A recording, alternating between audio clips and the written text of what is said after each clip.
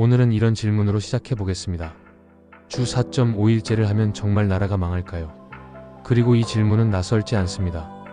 놀랍게도 비슷한 걱정은 이미 100년 전에도 있었습니다. 최근 정부는 금요일 오후를 쉬는 주 4.5일제를 시범 도입하겠다고 밝혔습니다. 장기적으로는 주 4일제 논의도 가능할 수 있다고 열어두었습니다.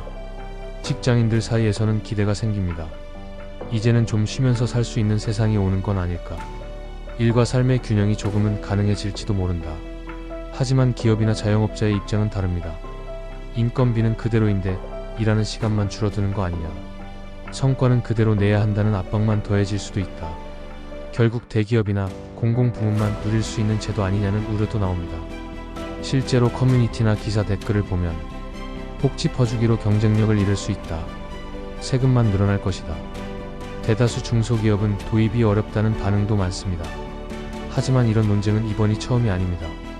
1930년 영국의 경제학자 존 메이너드 케인스는 기술 발전이 계속되면 사람들은 일주일에 15시간만 일해도 충분할 것이라 예측했습니다. 당시 사람들은 그것을 공상처럼 여겼지만 놀랍게도 그로부터 약 100년이 지난 지금 우리는 실제로 주 6일제에서 주 5일제로 그리고 이제는 주 4.5일제를 이야기하는 시대에 살고 있습니다. 한국은 2004년부터 주 5일제를 점진적으로 도입하기 시작했습니다.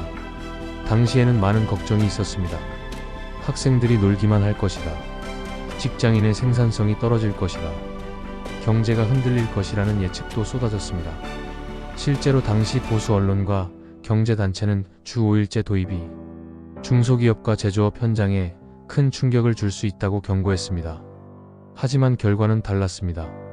주 5일제는 점차 사회에 정착했고 지금은 너무나도 당연한 제도가 되었습니다. 그렇다고 주 4일제가 항상 성공적인 건 아닙니다. 2000년대 초 프랑스는 주 35시간제를 도입했습니다. 사실상 주 4.5일에 해당하는 노동시간이었지만 기업들은 인건비 증가를 우려했고 업무 연속성이나 조직 문화와 맞지 않는다는 불만도 나왔습니다. 결과적으로 제도는 유지되었지만 현장에선 무력화된 경우가 많았습니다. 일본도 일부 기업에서 주 4일제를 도입했지만 협업의 어려움, 급여 감소, 생산성 하락 같은 문제로 다시 기존 방식으로 돌아간 경우가 많습니다. 특히 전통적인 장시간 근무 문화가 강한 일본에서는 단축된 근무 시간이 실제로는 야근을 늘리는 역효과를 내기도 했습니다. 반면 아이슬란드는 2015년부터 4년간 공공기관과 일부 기업을 대상으로 주 4일제를 실험했습니다. 전체 노동자의 약 1%인 2,500명이 참여한 이 실험의 결과는 업무 효율은 유지되거나 향상되었고 직원들의 스트레스는 감소했으며 이직률은 줄고 삶의 만족도는 크게 올랐습니다. 이후 영국, 벨기에, 포르투갈 등도 시범적으로 주 4일제를 도입했습니다. 특히 영국은 2022년 약 60개 기업이 참여한 실험에서 다수가 제도 유지를 희망했고 심지어 일부 기업은 매출 증가도 경험했습니다. 이는 단순한 휴식의 효과가 아니라 업무 집중력과 직원 만족도가 조직 전체 성과에 영향을 준다는 것을 보여줍니다. 하지만 이 제도는 단순히 시간을 줄이는 문제가 아닙니다. 업무를 어떻게 효율적으로 설계할지, 성과 평가나 급여 체계를 어떻게 바꿀지, 산업별로 현실적으로 적용 가능한가에 대한 고민이 필요합니다. 한국은 그동안 장시간 노동을 바탕으로 경제 성장이라는 성과를 이뤄낸 나라입니다. 1970년대부터 이어진 고도 성장은 무수한 밤샘 근무와 주말 특근을 통해 가능했습니다. 한강의 기적이라는 말 속엔 사실 수많은 노동자의 희생이 담겨 있습니다. 하지만 동시에 부작용도 있었습니다.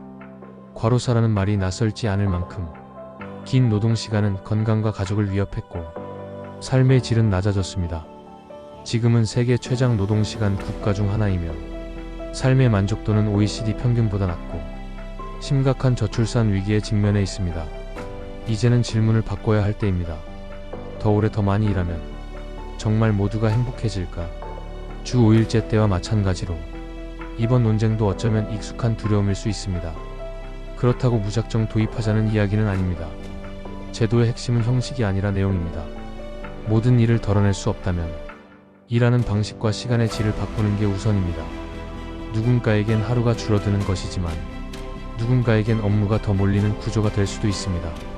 중요한 건 우리에게 맞는 방식으로 변화를 준비하는 일입니다. 주 4.5일째가 만국의 길일까요? 아니면 새로운 시대의 첫걸음일까요? 그 답은 과거를 알고 미래를 설계할 수 있는 우리에게 달려 있습니다. 오늘 이야기 흥미로우셨다면 좋아요와 구독 부탁드리고 우리는 다음 이야기에서 다시 만나겠습니다.